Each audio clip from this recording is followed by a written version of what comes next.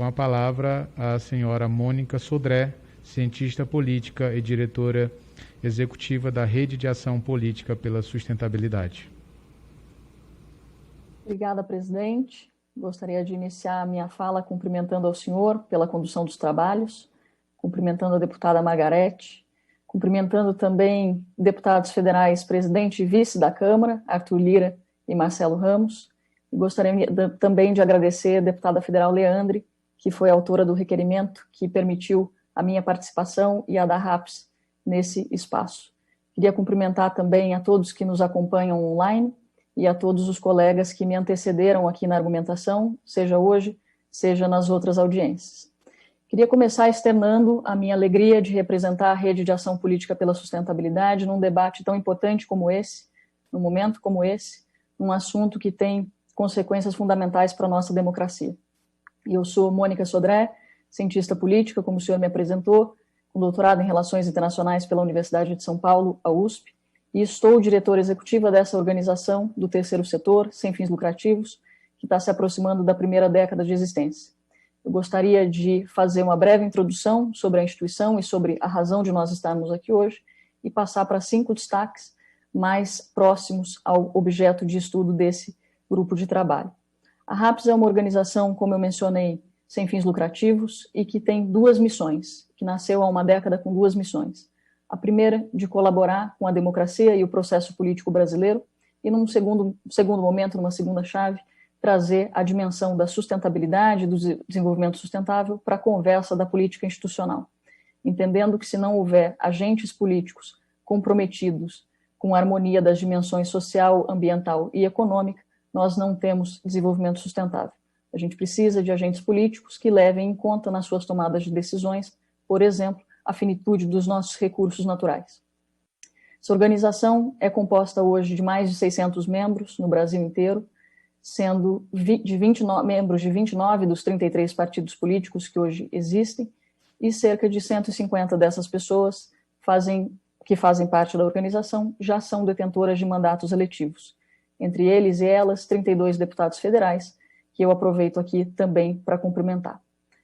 Apresentado brevemente a instituição e o fato de que o nosso trabalho é qualificar a atuação política desses agentes, garantindo a eles um espaço seguro de debate e reflexão sobre temas da agenda política nacional, a partir de boas referências, de troca de experiências, de conhecimento técnico, eu gostaria de entrar em 5 destaques que são importantes para esse grupo, entendendo que a colaboração que a gente pode dar, em especial, tem a ver com potenciais mudanças nas nossas regras eleitorais e com alguns avanços que a gente reconhece e que entende que deveriam ser preservados. E eu passo aqui na sequência, respeitando o tempo que me foi dado, ao primeiro destaque. O primeiro deles tem a ver com a necessidade de segurança para o agente tomador de decisão, seja esse tomador de decisão uma candidata ou um candidato.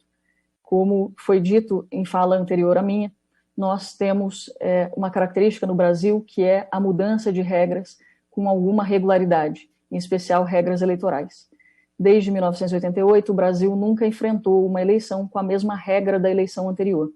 Isso gera muita dificuldade para quem está na ponta, disputando uma eleição ou planejando disputar uma eleição, porque não se sabe se isso será feito com as mesmas regras da eleição anterior ou se haverá uma nova mudança.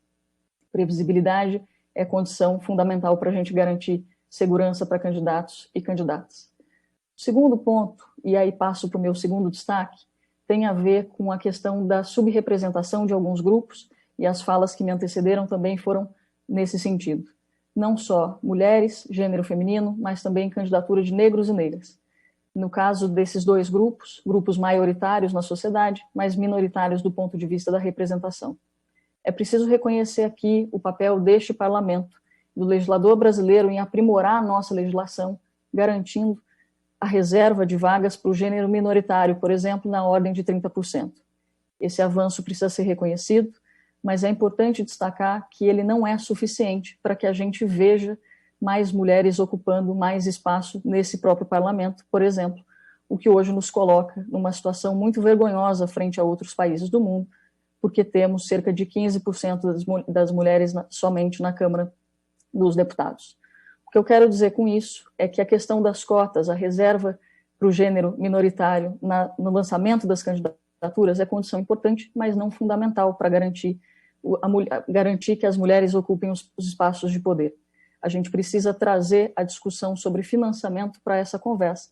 E aqui fica uma das sugestões, das primeiras propostas, que é que os partidos políticos sejam obrigados a destinar esses recursos para as campanhas de mulheres, por exemplo, mas não só na nacional, também nos outros diretórios, e que existam dispositivos para garantir que esse recurso chegue à mão das mulheres, negros e negras, antes das eleições ou no início da campanha. Há casos e há muitos relatos de que esses recursos só chegam no meio ou ao final da campanha quando chegam, e que isso impede ou inviabiliza sobremaneira a qualidade e o potencial de disputa desses grupos. Concluído o meu segundo destaque, eu passo para o terceiro, que se liga com esse segundo, e diz respeito aos partidos políticos. Concordo com algumas afirmações que me precederam de que democracia é um sistema de partidos e que não há democracia no mundo que funcione sem os partidos.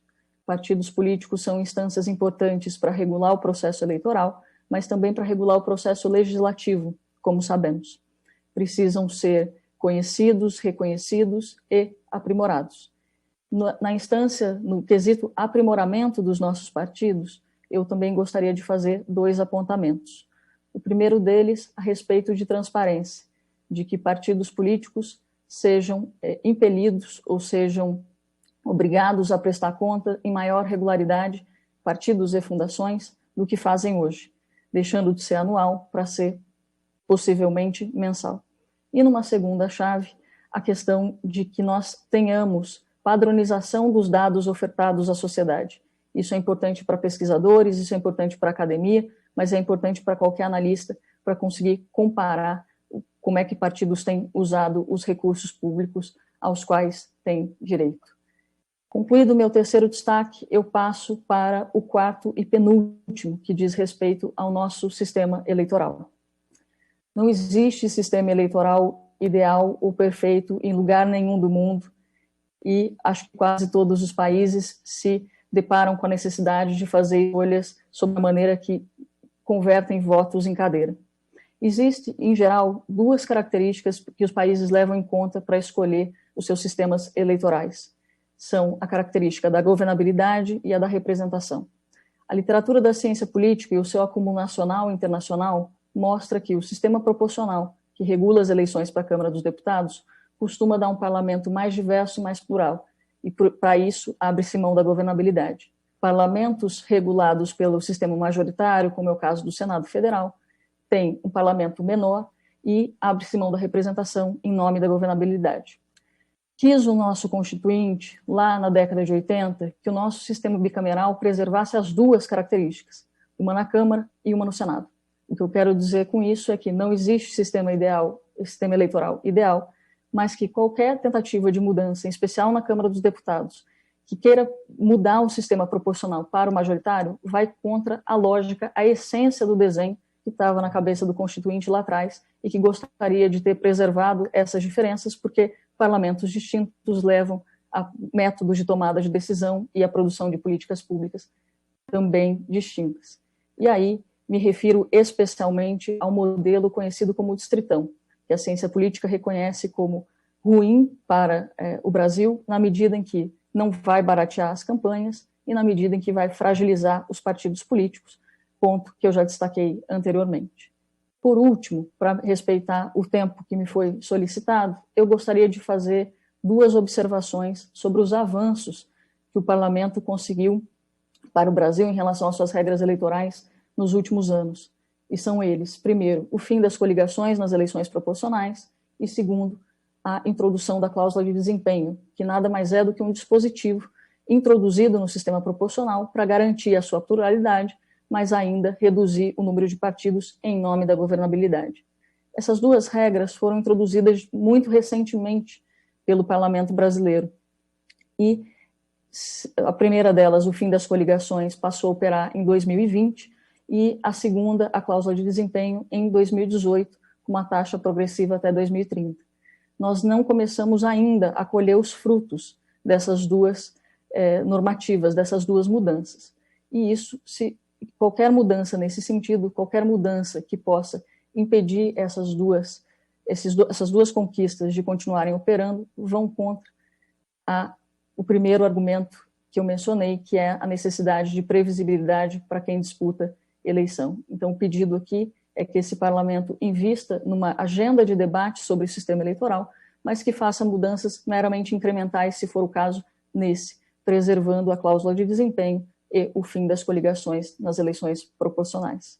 Eu gostaria de agradecer mais uma vez ao presidente, gostaria de me colocar à disposição para o debate e de agradecer a oportunidade de ser ouvida em nome da Rede de Ação Política pela Sustentabilidade. Muito obrigada.